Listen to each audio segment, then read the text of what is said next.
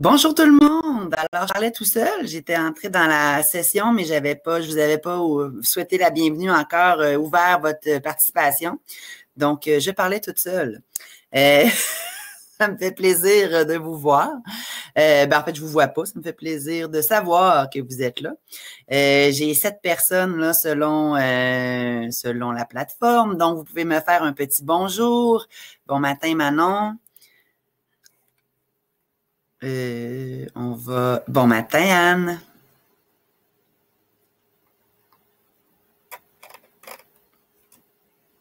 Bonjour, Sabrina. Donc, si vous voulez me dire en même temps de où vous êtes, moi, je suis à Bagotville, donc Saguenay-Lac-Saint-Jean.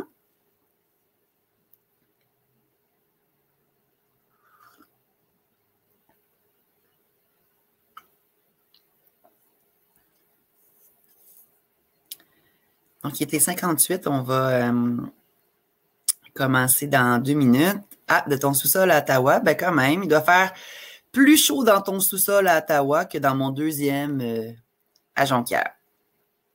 Mais on a eu une belle fin de semaine. Je dis ça, là, mais mon coup de soleil le dit, en fait foi. On a eu du soleil.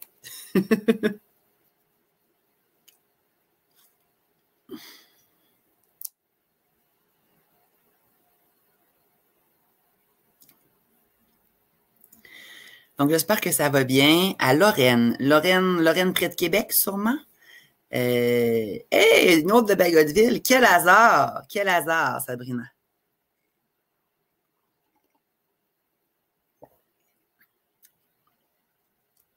Bonjour. Je le dis à chaque fois que je fais un webinaire, mais je suis toujours très contente de voir qu'on a réussi à attraper des gens d'un peu partout, parce qu'évidemment, quand on donne des formations physiques, là, on n'a jamais accès à d'autres personnes que notre communauté à Bagotville. Donc, de voir des fois des gens de Québec, d'Ottawa, on a des gens des fois des Maritimes, on a une personne souvent qui s'inscrit qui est à Winnipeg, elle vient souvent nous voir. Donc, c'est toujours intéressant. Ça nous permet aussi de peut-être même améliorer nos services aux francophones hors Québec. Donc, tant mieux si on peut le faire. Donc, j'ai 10 heures. Je vais attendre une trentaine de secondes parce que j'avais 9 personnes inscrites et là, vous êtes 7. Donc, je vais juste attendre encore une minute, même pas, une trentaine de secondes, mais on va commencer.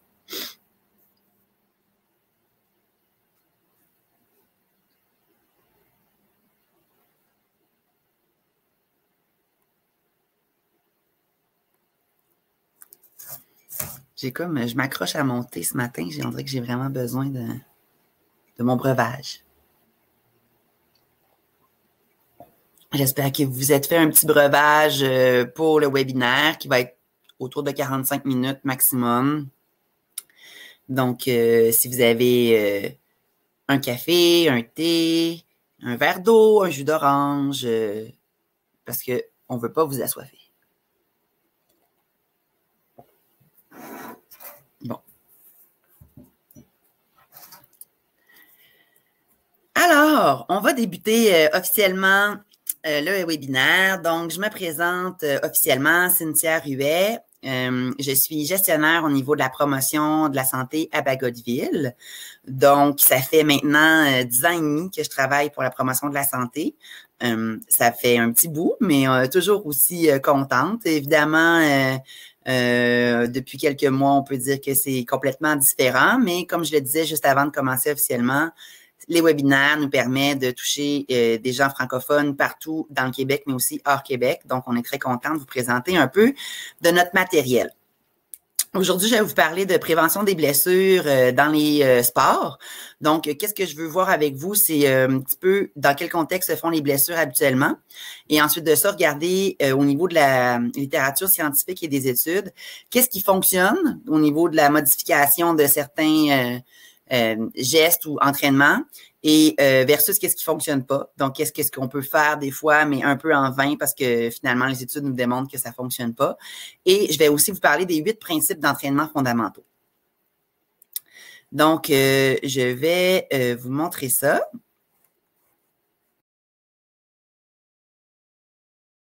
Oups, j'ai coupé mon... Donc, avant de commencer, je vous fais un petit... en anglais, on dit un disclaimer, une petite mise en garde. Donc, c'est comme ça pour toutes nos présentations webinaires. Donc, la présentation que vous allez voir est la propriété intellectuelle du ministère de la Défense nationale. Toute reproduction ou retransmission des diapositives contenues dans cette présentation est strictement interdite. Certains des sujets abordés dans le séminaire peuvent être de nature sensible et ne sont pas appropriés pour les enfants. Dans ce cas-ci, on ne peut pas dire ça. Il n'y a pas de problème. Vous avez un enfant pas loin, les oreilles ne seront pas écorchées. Les histoires des gens sont les leurs. Tout ce qui est partagé par les participants dans le séminaire, autant en ligne que dans le chat, ne doit pas être discuté en dehors du séminaire. Et le séminaire qu'on fait en ce moment, il va être enregistré, donc il pourra être visionné ultérieurement.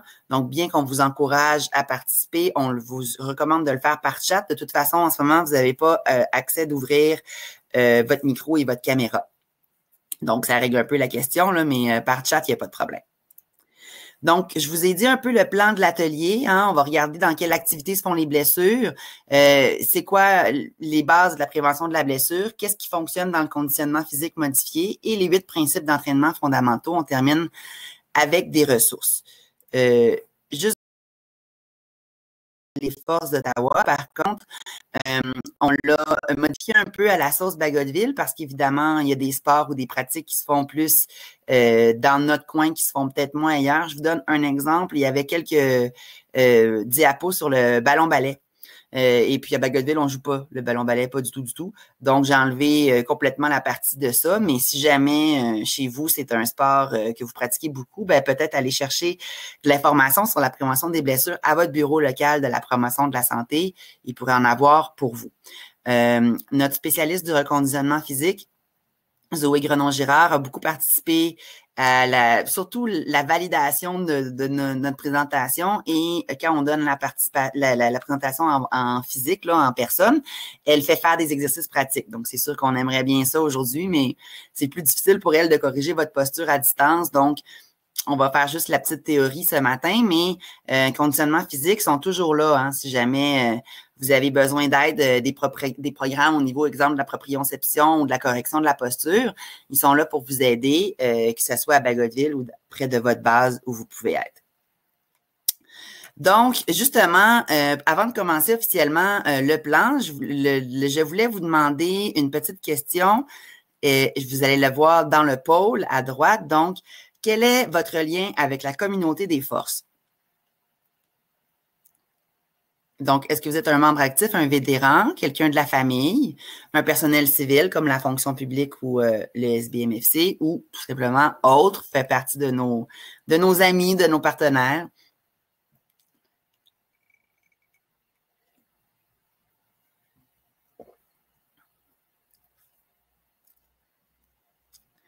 Donc, des membres actifs, super. Personnel civil un peu, une personne de la famille et un autre. Donc, écoute, on ne te demandera pas de te dévoiler là, le autre, ça va être correct. Donc, on va commencer la présentation en vous disant ici, en fait, qu'on puisse être opérationnel en tout temps. Il faut qu'on puisse être déployé puis faire n'importe quelle tâche courante. Donc, dès qu'on a une blessure, ça peut mettre des fois un petit risque ou un petit danger sur notre carrière active. C'est important de comprendre qu'au niveau des blessures, c'est pas si souvent que ça relié à notre métier. Donc, la plus grande partie des blessures se font dans les sports ou l'entraînement physique que les gens font par eux-mêmes, dans leur vie privée.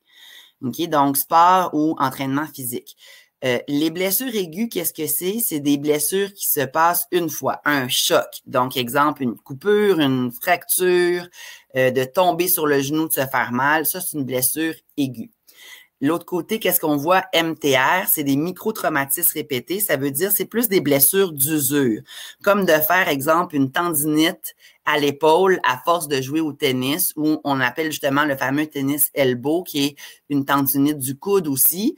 Les gens qui développent des problèmes au niveau des articulations, chevilles, genoux, hanches, entre autres, par exemple, dans la course. Donc, ça va être des micro-traumatismes répétés qu'on voit à droite. Mais comme vous voyez, dans les deux cas, c'est vraiment dans la pratique de sport et d'entraînement physique personnel que les gens vont se blesser le plus souvent. Sinon, en deuxième position, surtout pour les blessures aiguës, c'est un bon pourcentage, c'est l'entraînement ou les exercices militaires. Donc, oui, en entraînement, donc quand les militaires font leur fameux PT, les exercices de groupe, ou en exercice militaire, donc on soit en déploiement ou en TD, je ne sais même pas c'est quoi en français un TD, mais en tout cas, c'est des exercices à l'extérieur. S'il y a un membre actif est capable de me corriger sur le TD en français, ça serait bien gentil. De toute façon, c'est dans ces moments-là qu'on peut faire une certaine partie des blessures. Donc, une blessure sur 5 dans les blessures aiguës, 10% des blessures en microtraumatisme répétés. Sinon, l'examen physique militaire, donc le fameux test force, un petit pourcentage de blessures. Dans vos loisirs, dans le bénévolat ou sinon, activités liées au combat, là, on parle de déploiement. Donc, c'est assez peu fréquent, ça arrive, mais c'est pas la plus grosse partie. Donc, souvent, c'est vos pratiques de sport à vous qui vous causent des blessures. Donc, c'est pour ça un peu qu'on a amené cette présentation-là, qui est la prévention des blessures sportives. Quels sont les sports qui vont causer le plus de blessures au niveau des forces? C'est l'activité de course jogging, qui est évidemment l'activité dans laquelle le personnel se blesse le plus souvent. Sinon, il y a aussi le hockey, la marche avec havre-sac, donc avec votre gros sac à dos, ou la pratique de poids et haltères, donc de musculation. La prévention des blessures, c'est une approche globale. Aujourd'hui, on va parler d'un aspect, mais c'est quand même important de se rappeler que pour prévenir les blessures sportives, et avoir une meilleure condition physique, il faut pratiquer plusieurs aspects. Donc, évidemment, regardez votre condition physique. Par exemple, si aujourd'hui, vous sentez que, je sais pas moi, vous êtes fatigué des jambes, c'est peut-être pas une bonne journée pour aller faire de la course parce que vous risquez peut-être de faire un faux mouvement ou d'être trop fatigué puis vous blesser. Regardez votre pratique sportive. Si vous faites, par exemple, toujours des sports à fort impact dans le dos, vous faites de la levée de charge, mais à tous les jours, c'est sûr qu'il va falloir que vous pratiquiez une posture qui va faire en sorte que votre bas du dos va être préservé. Votre environnement de travail, est-ce que vous avez des dangers dans votre environnement de travail ou de la pratique de mouvements répétitifs qui peuvent vous causer des blessures? Votre nutrition, est-ce que vous mangez pour vous donner les bonnes vitamines, la bonne énergie pour votre corps? Si vous vous nourrissez toujours de trio McDo, par exemple, c'est sûr que votre corps n'a pas les nutriments nécessaires pour assurer une bonne performance sportive. Ensuite, la santé mentale, évidemment, ça fait partie d'une bonne condition physique aussi. Si on part courir, mais qu'on est complètement déconcentré, qu'on file pas ou qu'on pleure, écoutez, on voit plus les obstacles, on peut se blesser. Et finalement, le sommeil, super, super important dans la condition physique. C'est souvent l'aspect qui est le plus négligé, mais la récupération du corps est extrêmement importante pour restaurer l'énergie physique puis réparer les muscles qui ont été endoloris dans la pratique d'activité physique. Donc, tout ça fait partie de la prévention des blessures, mais aujourd'hui, on va se concentrer surtout sur la pratique sportive. Donc, qu'est-ce qui ne fonctionne pas? Et là, je veux que vous voyez mon visage.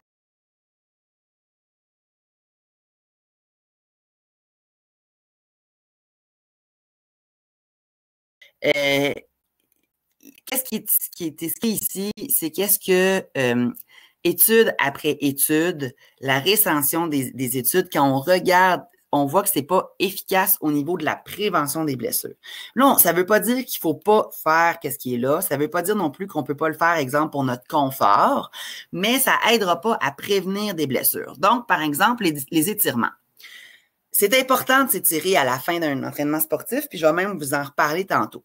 Ceci étant dit, les étirements ne servent pas nécessairement à éviter les blessures. Ça va évidemment prévenir les douleurs, d'être raqué.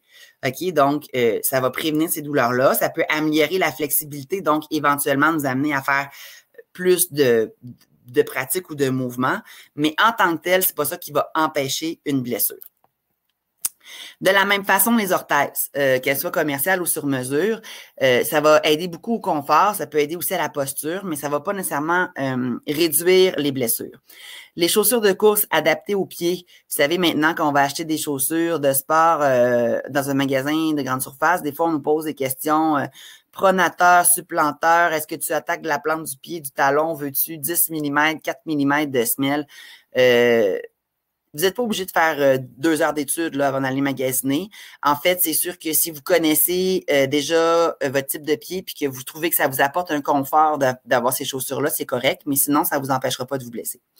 Ceinture lombaire, même chose, ça nous fait prendre conscience de notre posture, ça nous aide à peut-être avoir un bon mouvement, ça ne va pas prévenir les blessures. Et finalement, les suppléments de fer. Donc, il y a eu une certaine mode sur la prise de fer pour les athlètes. Bon, à moins que vous soyez vraiment un athlète sportif de haut niveau. Et là, je vais vous laisser à ce moment-là consulter des gens plus experts que moi. Mais pour des gens actifs qui pratiquent un sport, surtout pour être en forme, les suppléments de fer, de toute façon, même si ça pourrait peut-être, dans certains cas, amener une certaine aide à la performance, ça ne va pas du tout diminuer le taux de blessure. Donc, si on modifie certains éléments de notre conditionnement physique, et c'est ce qu'on va voir dans la prochaine diapo, on peut réduire du tiers nos blessures sans aucunement jouer sur notre forme physique. Donc, c'est super intéressant. Et je vais vous le mettre en plus gros. Je suis un petit peu tannée du conditionnement physique. Eh bien, il y a 4 éléments qu'on a observé que quand on changeait des choses, on réduisait monumentalement les blessures. Donc, d'utiliser les éléments clés d'un programme de conditionnement physique, évidemment, je vais vous les indiquer, d'avoir un horaire de conditionnement physique avec des jours d'activité à fort et des jours d'activité à faible impact. Donc, on va en reparler tantôt aussi. D'avoir une stratégie de course qui est plus adaptée à la prévention des blessures et évidemment de porter de l'équipement de protection dépendamment des sports qu'on fait. Donc, les éléments clés d'un programme de conditionnement physique, c'est de s'échauffer en premier. Donc, si vous avez commencé la pratique sportive comme moi dans les années 90, on nous faisait faire des étirements à froid. On commençait notre entraînement et là, on étirait les muscles à froid. On faisait la split, on faisait certains étirements, des moulinages de bras. C'est pas ça qui est recommandé. Ce qu'on dit au début de l'entraînement maintenant, c'est de s'échauffer. On recommande un minimum de 5 minutes. Là, 15 à 20 minutes, ça va dépendre évidemment de la pratique de votre sport. Mais par exemple, si vous partez courir, on va commencer par faire une marche rapide, mais jogging léger, et ensuite, on va s'enligner dans vraiment les grandes foulées. Si on joue au hockey, on va faire tranquillement des tours de patinoire. Ensuite de ça, pratiquer tranquillement notre freinage, notre accélération pour faire monter notre rythme cardiaque. Donc, l'échauffement au début de l'entraînement, ça diminue les blessures de 40% parce que nos muscles sont réchauffés avant qu'on les utilise à pleine capacité. Ensuite, incorporer des exercices routiniers, donc presque chaque jour, d'atterrissage, d'accroupissement, de changement de direction, des exercices de proprioception qui font travailler aussi les muscles stabilisateurs. Donc, comme ici, on a un squat sur un step, mais des choses de changement de direction, d'utiliser les bossus, les coussins qui font un petit peu perdre l'équilibre. Donc, différents exercices, particulièrement chez les femmes, 40% de prévention des blessures. Donc, ce serait intéressant d'aller vérifier ça auprès d'un entraîneur. Et ensuite, aussi, un autre élément, c'est d'augmenter progressivement le conditionnement. Donc, d'augmenter de 5 à 10% notre conditionnement d'un programme à l'autre, si on veut. Donc, à chaque quelques semaines. Dans le fond, quand ça devient routinier, quand ça devient plus facile, on va changer, on va augmenter, mais progressivement. Donc, c'est pas réaliste aujourd'hui de dire, mais en ce moment, je cours un 5 km, mais d'ici un mois, je vais courir un marathon. Je respecterai pas la règle du 5 à 10%, j'augmenterai beaucoup trop vite. Donc, je pourrais me blesser. Et finalement, de faire des étirements, des grands groupes musculaires, 30 secondes par étirement à la fin de chaque entraînement. Donc, après que nos muscles ont été réchauffés, qui ont travaillé, de les étirer, ça va permettre de gagner un peu de flexibilité et aussi d'éviter d'être raqué le lendemain ou d'avoir des grosses douleurs. Donc, ça, c'est ce qu'il faut avoir toujours dans notre programme de conditionnement physique. Ensuite, quand vous pratiquez votre sport, essayez de réfléchir dans une semaine à avoir d'alternances entre des forts impacts et des faibles impacts. Donc, par exemple, la course, c'est un entraînement à fort impact. On met de gros impacts sur nos genoux, sur le bas du dos, sur les chevilles, sur les pieds. Donc, si on fait de la course à tous les jours, bien évidemment, on risque de développer des blessures au niveau des articulations. Par contre, même si on veut s'améliorer à la course, il n'y a rien qui nous empêche de faire certaines journées, par exemple, de la musculation au niveau du haut du corps ou du bas du corps, de faire du vélo, de faire de la natation. Ça, c'est des sports à faible impact qui vont, qui vont quand même permettre d'améliorer la capacité cardiovasculaire ou la musculation. Donc, ici, vous avez un exemple là, de qu'est-ce qu'on peut faire pour alterner fort et faible impact, mais ce qu'on veut surtout, c'est d'éviter le surmenage des articulations. Ensuite, au niveau de la course, si c'est quelque chose qui vous intéresse, la course, comme on l'a nommé tantôt, c'est l'exercice qui amène le plus de blessures. Donc, c'est important d'avoir une bonne stratégie. Premièrement, de limiter les courses. Oui, d'en faire, mais en les limitant. Si on fait 30 minutes au lieu de 45 minutes, ça diminue de 50% les blessures. C'est majeur. Donc, on est mieux de faire des courses un peu plus rapides. Ben, pas un peu moins longues, c'est ce que je veux dire. Ensuite, 3 fois semaine, au lieu de 5 fois semaine, on diminue de 70% les blessures. Donc, peut-être que vous allez améliorer votre course un peu moins vite, mais vous n'allez pas vous blesser. Puis une blessure, ça ralentit grandement la progression. Ça, je peux vous le jurer. Diminuer la durée des courses si on fait d'autres forts impacts le même jour. Donc, si la même journée, vous savez que vous allez faire un PT, des sauts, du CrossFit, ben limiter la durée de votre course cette journée-là. Et on va faire une progression qui est lente en termes de durée de course, en termes de fréquence de course et en termes d'intensité. D'ailleurs, souvent, on va proposer de la course en intervalle, donc de faire des sprints et de la course un peu plus lente ou du jogging, même alterner jogging-marche au lieu de faire que de la course. Ça va aider autant à acquérir de la capacité cardiovasculaire que de limiter les blessures. Et finalement, dernier élément à modifier, c'est de protéger les parties du corps qui sont à risque dans notre pratique sportive. Donc, par exemple, le casque autant en vélo, en ski, en patin à roues alignées, en snow. Moi, quand j'ai commencé à faire du ski dans le milieu des années 90, le casque, on n'en voyait pas. C'était vraiment rare.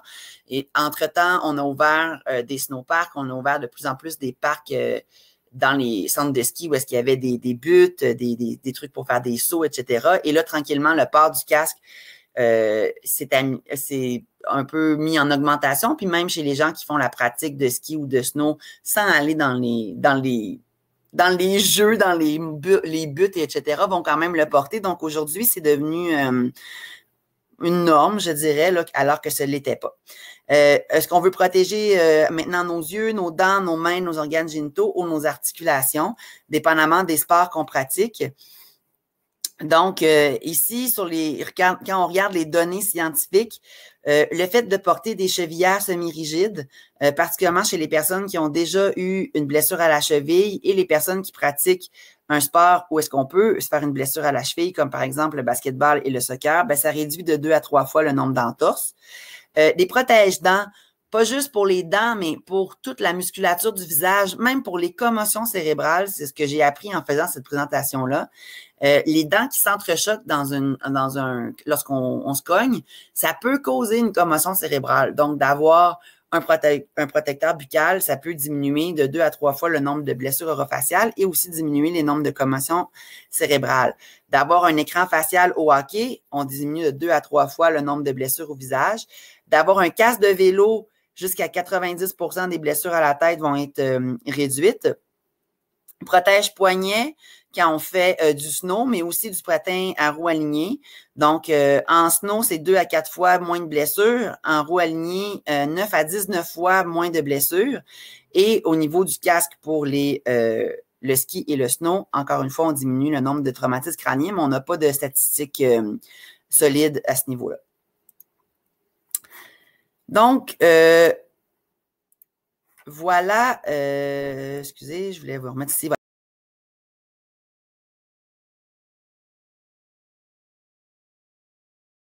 Du conditionnement physique. Je voulais juste voir à ce point-ci s'il y en a qui ont des questions ou si je ne suis pas allée trop vite là, au niveau des différentes choses qu'on peut changer dans notre horaire de conditionnement physique. Puis en même temps que j'attends une minute, voir si vous avez des questions, ça me permet de boire une gorgée.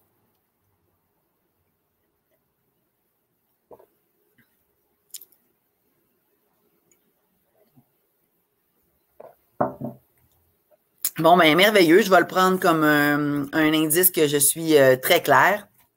Donc, je vais continuer. Les 8 principes d'entraînement fondamentaux. Ça a été fait pour n'importe quelle activité sportive. OK? Donc, que vous soyez quelqu'un qui fait du sport d'équipe, que vous entraîniez personnellement plus en salle, que vous faisiez du plein air, peu importe, ces 8 principes fondamentaux vont s'adapter à toute pratique sportive. Donc, c'est les 8 principes qu'il faut tenir compte quand on planifie notre entraînement ou quand on planifie en général une modification de notre conditionnement physique. Donc, on veut améliorer notre condition physique, on veut s'entraîner de façon peut-être plus sérieuse. Voici ce qu'il faut tenir compte.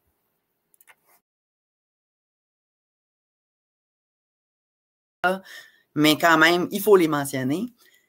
C'est le principe d'individualisation. Ça veut dire que chaque personne est différente de par sa condition physique, de par son état de santé, de par son expérience au niveau des sports et de par sa génétique. Donc, quand on fait un programme d'entraînement, quand les moniteurs d'éducation physique vous font un programme, vous allez au gym, vous allez voir quelqu'un de formé pour vous faire un programme, il va vous poser différentes questions, va souvent vous prendre des mesures, regarder votre expérience en entraînement et il va faire un programme qui est vraiment basé pour vous, selon les questions que vous avez répondues, votre niveau d'expérience, votre état de santé. Vous allez au gym, vous croisez votre collègue, il vous dit hey, « je fais un programme excellent, il est vraiment génial, hey, passe-moi là, je vais le faire moi aussi ». Non, pas une bonne idée, vous n'avez pas le même historique, vous n'avez pas la même expérience, la même condition physique, ce programme-là n'est pas adapté pour vous et vous pourriez même développer des blessures. Quand je parle d'expérience passée en entraînement, peut-être vous l'avez déjà remarqué si vous avez pratiqué un sport longtemps, surtout dans votre enfance, mais on a une mémoire musculaire, OK? Donc, moi, par exemple, j'ai nagé vraiment longtemps dans ma vie. Là, j'ai passé au-dessus de 20 ans, plusieurs jours, semaines dans la piscine. Donc, moi, dès que je vais dans l'eau, un petit entraînement, c'est de faire un 2000 km, c'est de faire 80, une centaine de longueurs, 80, 100 longueurs, c'est un petit entraînement pour moi. Donc, parce que je suis super habituée, mais d'un autre côté, je vais aller faire de la course, 5 km, je veux mourir. C'est pas la même chose pour quelqu'un d'autre qui n'a pas la même expérience que moi. Donc, il faut le tenir compte. Deuxième principe de progression.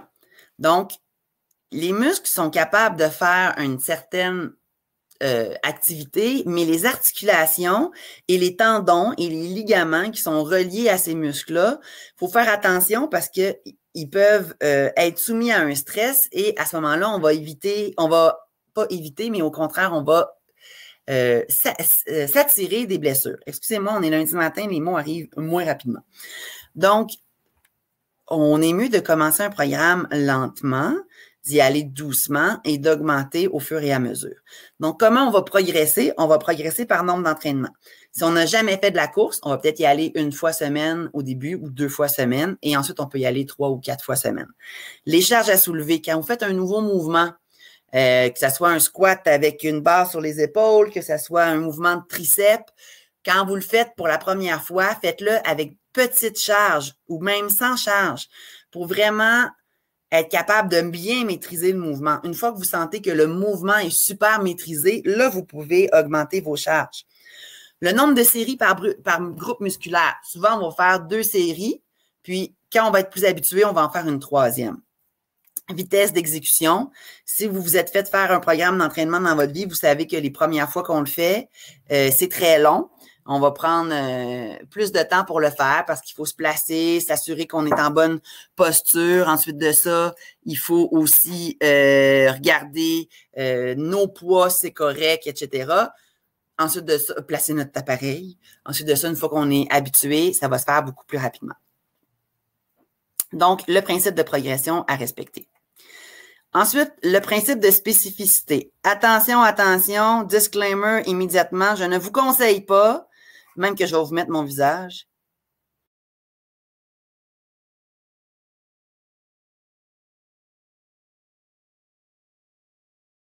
À votre droite, OK? Un squat avec barre sur ballon. Si vous êtes capable, envoyez-moi une photo. Puis je vous promets de vous afficher sur notre page Facebook. Mais sincèrement, je ne vous le conseille pas. Réservez-le aux professionnels.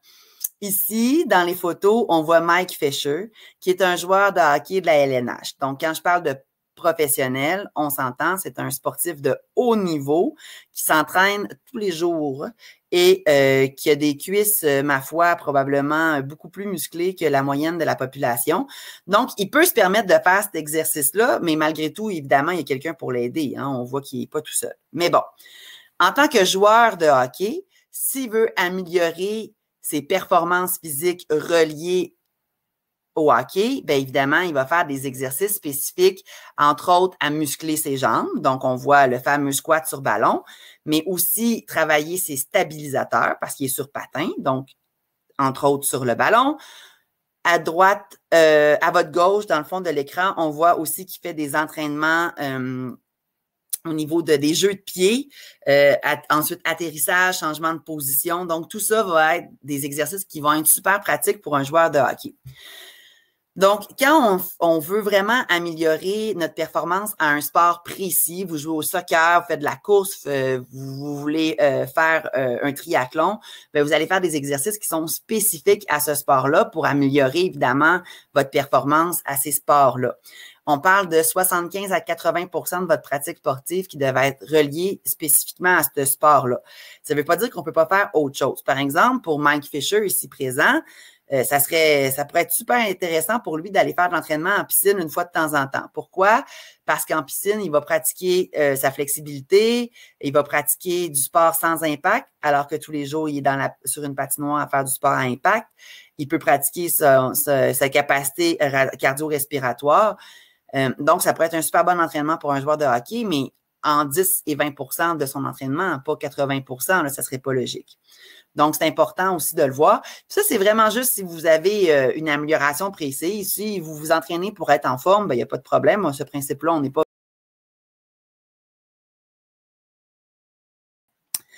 Quatrième principe, le principe de rendement décroissant, ce qui dit que plus on devient en forme, moins on progresse rapidement. Donc, plus on est en forme, plus ça va être facile, mais ensuite de ça, plus ça va être difficile pour nous d'atteindre une amélioration. Donc, le dessin à gauche que ça exprime, c'est que la première fois que vous allez sur une patinoire, vous savez zéro patiner, vous n'avez jamais patiné de votre vie, bien, au bout d'une heure, je vous garantis que vous allez être capable de faire des tours de patinoire sans problème. C'est une amélioration incroyable, partir de « je ne sais pas faire un pas » à « après une heure, je fais un tour de patinoire ». Une fois que vous savez patiner, améliorer votre vitesse autour de patinoire, ça va être de plus en plus difficile. Donc, je vous ai mis une photo des patineurs de vitesse. Un patineur de vitesse professionnel va s'entraîner pendant des années pour améliorer sa vitesse de 0,2 secondes. Donc, et les Jeux olympiques, quand on voit les compétitions, ça joue par centième et dixième de seconde. Ça veut dire quoi? Ça veut dire que pour les gagner, rendu une fois qu'on est bon, gagner une demi-seconde, c'est des années de pratique. C'est super décourageant, mais ça veut dire quoi? Ça veut dire qu'on est vraiment bon. Donc, à droite, la photo, hein, quand on voit, on atteint, au début, ça va augmenter super rapidement, puis ensuite de ça, on va atteindre un plateau.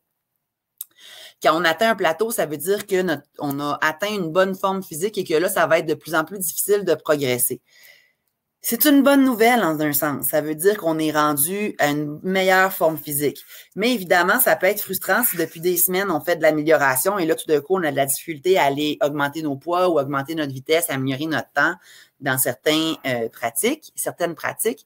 Et là, ça peut être tentant de s'entraîner plus fort ou de prendre des suppléments ou de faire des mouvements de façon plus intensive. Et c'est là qu'on peut développer des blessures. Donc, si vous développez un plateau, si vous sentez que vous n'avez plus d'amélioration, une chose qu'on peut faire, c'est d'aller consulter un moniteur qui va nous faire un programme qui va peut-être un peu déstabiliser nos muscles. Parce que les muscles, comme n'importe quelle autre partie de notre corps, d'être humain, là, on aime ça, le confort. Fait que les muscles, une fois qu'ils connaissent notre programme d'entraînement, au bout de 4, 5, 6, 7, 8 semaines, ils vont devenir confortables, ils vont moins travailler fort. Donc, de changer de programme, ça va les déstabiliser. Sortir de la zone de confort, ça peut nous permettre d'augmenter un peu notre performance. Ça peut être une des solutions. Ensuite, le principe de réversibilité, qui est super choquant, c'est qu'on va perdre très rapidement ce qu'on a gagné et ça va avoir été long de l'avoir gagné. Donc, comme je dis souvent, dans l'entraînement physique, on monte la côte à pied, mais on la descend en vélo. Donc, si on arrête de s'entraîner, on va perdre la forme physique beaucoup plus rapidement que le temps que ça a pris pour la gagner.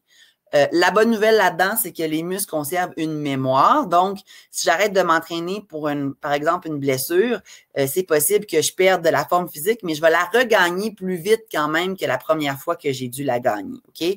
Par contre, oui, vous allez voir vos capacités ou votre musculature descendre assez rapidement. C'est pour ça qu'on va appliquer le principe de maintien. Mais là, excusez-moi, mais il manque des principes. Je ne sais pas si vous l'avez sûrement vu, vous. Entre 3, 4, 5, 6, 4, 5 qui n'est pas là. OK, je suis vraiment désolée. Il y a, je viens de voir qu'il y a un petit glitch dans ma présentation. J'arrivais au principe 8, j'ai dit un instant, il me manque des principes. Bon, je vais vous les expliquer. Je suis vraiment, vraiment, vraiment désolée qu'ils se retrouvent. Le principe 4 et le principe 5, là, c'est le principe, en fait, de repos et de récupération et le principe aussi de surcharge, surcompensation. Donc, je vais vous les expliquer rapidement. Le principe de surcharge, surcompensation, c'est de dire que il faut justement déstabiliser un petit peu notre corps. Il faut demander, se dépasser, OK? Demander un peu plus à notre corps que qu'est-ce qu'on est confortable pour améliorer notre forme physique. Donc, en faisant ça, le corps va compenser. Si on lui demande un peu plus, ben là, on va tomber dans la partie fatigue, mais quand on va tomber dans la récupération, le corps va donner un peu plus d'énergie, va construire un peu plus de fibres musculaires parce qu'on y en a demandé plus, donc il veut être prêt pour la prochaine fois. Et là, tranquillement, on va augmenter notre condition physique. Le principe numéro 5 est le principe de surentraînement ou un peu de récupération finalement pour éviter le surentraînement, c'est de dire que oui, on va en demander un peu plus à notre corps, mais il faut lui laisser le temps justement de compenser puis de récupérer. Donc, si quand on s'entraîne, on développe une fatigue et là, on récupère et ensuite, on revient à notre forme même un petit peu plus parce que le corps en a mis un peu plus et c'est là qu'on s'entraîne. Si on n'attend pas d'avoir récupéré pleinement, ben, notre corps ne sera jamais à 100%, puis on va descendre notre condition physique même si on s'entraîne à tous les jours. Donc, quand on s'entraîne au niveau cardiovasculaire, en endurance, comme par exemple de la marche rapide, du vélo, de la natation, 24 heures, c'est suffisant entre les entraînements pour permettre une bonne récupération. Par contre, si on s'entraîne en hypertrophie, en puissance musculaire, donc avec des poids ou des exercices qui nous font développer une force musculaire, on attend 48 heures entre deux entraînements pour permettre de récupérer. Donc, les gens qui s'entraînent souvent tous les jours, ils vont alterner les groupes musculaires. Donc, une journée haut du corps, une journée bas du corps pour avoir quand même 48 heures entre les groupes musculaires. Donc, je suis désolée pour les deux principes qui manquaient. Mais personne m'en a parlé. Je ne sais pas si vous suiviez comme il faut, là. Je suppose que oui, bien sûr. Je vous donne le dernier principe. Maintenir nos gains et ne pas perdre, ben, il faut manipuler ces quatre voyons, je vais le dire. éléments-là, si on veut. Donc, la fréquence, l'intensité de l'entraînement, la durée de l'entraînement et le type d'entraînement. Donc, si on diminue la fréquence, mais qu'on garde la même intensité, on peut garder nos acquis pendant 3 mois, ce qui est quand même intéressant. Donc, par exemple, en ce moment, on a changé notre routine, n'est-ce pas? Depuis le mois de mars, on n'est pas dans la même routine, ou on est plus fatigué, ou on part en vacances. Ben, qu'est-ce qu'on peut faire? C'est de diminuer la fréquence. Donc, si on s'entraînait 3, 4, 5 fois semaine, là, on va faire 1 fois ou 2 fois semaine. Mais si on garde la même intensité, on ne perdra pas nos acquis. Garder le même type d'entraînement le plus longtemps possible, c'est également une bonne idée. Donc, moi, je vous donne un exemple de qu'est-ce que je faisais pas comme il faut avant et que, par exemple, dans le sud, où des fois l'été, on se loue un chalet, on part à la campagne, je me disais, ben, ça me tente pas de m'entraîner pendant mes vacances, mais je vais être active. Donc, tous les jours, j'allais marcher, je fais du vélo avec les enfants, etc. C'est pas mauvais, je peux pas dire que c'est pas une bonne idée d'être actif tous les jours, mais j'allais pas conserver mes acquis parce que je gardais pas la même intensité. Donc, qu'est-ce qui est mieux de faire en partant en vacances? J'aurais été mieux de faire 1 fois ou 2 fois dans ma semaine mon vrai entraînement aussi long, aussi intense, et le reste de la semaine, prendre ça plus relax, que d'être un peu active tous les jours sans faire mon vrai entraînement plus intense. Donc, c'est un peu un exemple de comment on peut jouer avec ça. Donc,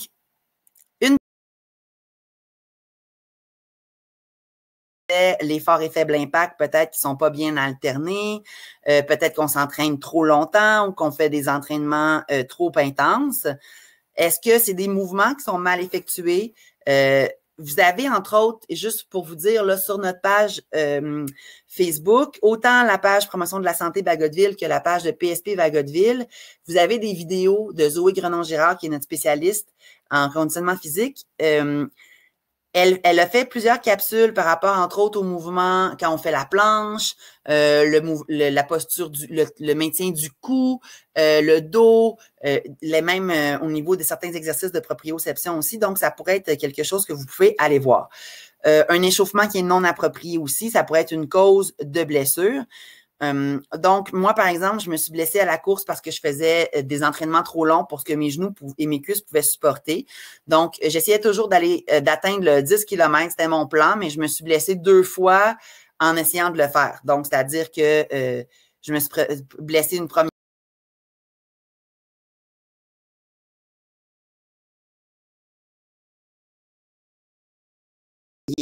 Donc, peut-être que je pourrais m'entraîner autrement, mais pour l'instant, mon corps, mes genoux, après 7 km, là, ils flanchent. Ben, j'aime mieux faire 2 fois par semaine 5, 6 km. Ça me permet quand même de m'entraîner à la course versus essayer vraiment de me rendre à mon 10 km puis me blesser, ce que j'ai fait à 2 reprises. Donc, évidemment, un professionnel peut vous aider à ce niveau-là. Donc, en conclusion, je veux vous dire, votre santé, c'est votre responsabilité. On a juste un corps. Les pièces ne se remplacent pas. Bon, maintenant, c'est un peu moins vrai parce qu'on a des prothèses au niveau, exemple, des hanches et des genoux. Mais pour vrai, des douleurs, des blessures, c'est parce que c'est votre corps. Puis votre corps, même si en ce moment, vous poussez la machine puis il le supporte, ben ça va peut-être vous rattraper plus tard en des blessures d'usure, de l'arthrite, de l'arthrose, de l'ostéoporose, des maux de dos, des douleurs chroniques au niveau, par exemple, des genoux. Ça ne nous tente pas. Donc, oui, c'est important de maintenir une bonne condition physique, mais pensez d'abord à votre santé parce que c'est ça qui va vous permettre d'avoir un corps qui va vous suivre toute votre vie.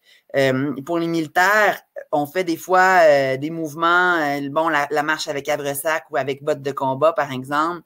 On ne se rend pas nécessairement compte, mais tu sais, vous avez une retraite assez jeune, hein, les militaires, souvent dans la cinquantaine, on se retrouve à la retraite. Est-ce que vous voulez être fini, entre guillemets, puis votre corps soit plus capable de vous permettre d'avoir une bonne retraite? Donc, c'est important de s'en occuper. N'hésitez pas à consulter les professionnels de la santé, surtout pour les membres actifs. OK, c'est très facile pour vous. Sur la base, vous avez toujours des services de santé, la physiothérapie, vous avez la promotion de la santé qui est là, le conditionnement physique et le reconditionnement physique. tous ces services-là sont maintenus, des fois virtuels, des fois à distance, mais quand même, les gens sont là dans les bases. Sinon, pour les personnels civils, ben, si vous travaillez sur la base, vous pouvez consulter la promotion de la santé et le conditionnement physique aussi. Sinon, ben, ça serait d'aller voir d'aller consulter des kinésiologistes. Donc, ça peut être à votre gym, des kinésiologues, pardon, à votre gym privé, peut-être, si vous avez ça. Sinon, ben, des physiothérapeutes aussi, là, il y en a au privé. Puis souvent, avec vos assurances collectives, dépendamment de votre emploi, vous avez des bons programmes à ce niveau-là. Sinon, je veux quand même vous partager les ressources qu'on met à tous les jours, à toutes les présentations par rapport à différentes situations qui pourraient être liées à la COVID-19. Donc, vous avez toutes les ressources. Vous avez toujours notre page CAF Connexion, Bagotville, qui a différents outils et ressources. Vous avez encore, bien sûr, notre page Facebook Promotion de la santé Bagotville et vous pouvez évidemment nous écrire. Si vous avez des questions, je reste là, mais sinon, moi, j'ai 2 questions pour vous de sondage. S'il vous plaît, juste les remplir, ça nous aide à améliorer nos webinaires. Donc, la première, je vous la partage. J'estime que je peux mettre en pratique ce que j'ai appris aujourd'hui dans la vie quotidienne. Donc, vous pouvez répondre et être tout à fait honnête et les autres gens ne voient pas vos réponses. C'est juste moi qui les vois et les administrateurs, donc n'hésitez pas. Puis je vois pas qui répond, là. Fait que même si vous avez trouvé ça inintéressant, je vous en voudrais pas personnellement.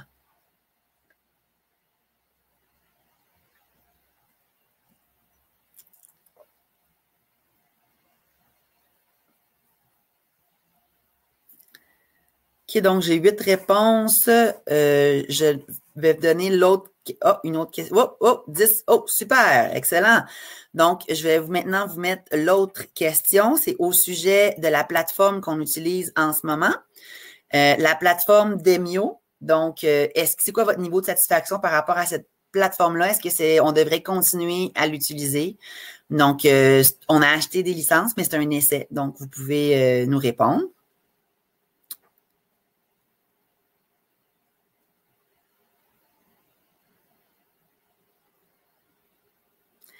Super. Donc, merci pour vos réponses. C'est super apprécié.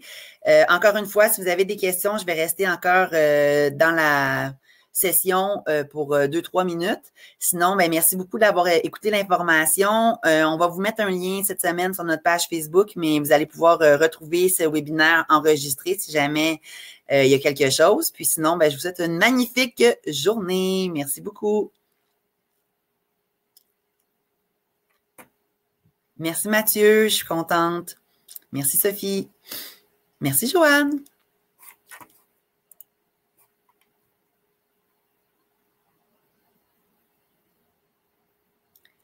Merci Jérémy, bonne journée.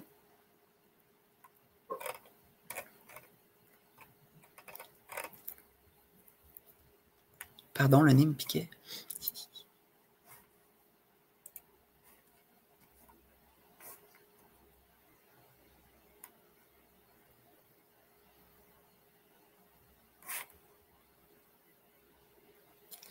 Bon, ben, je suppose que j'ai été super claire. Je suis bien contente.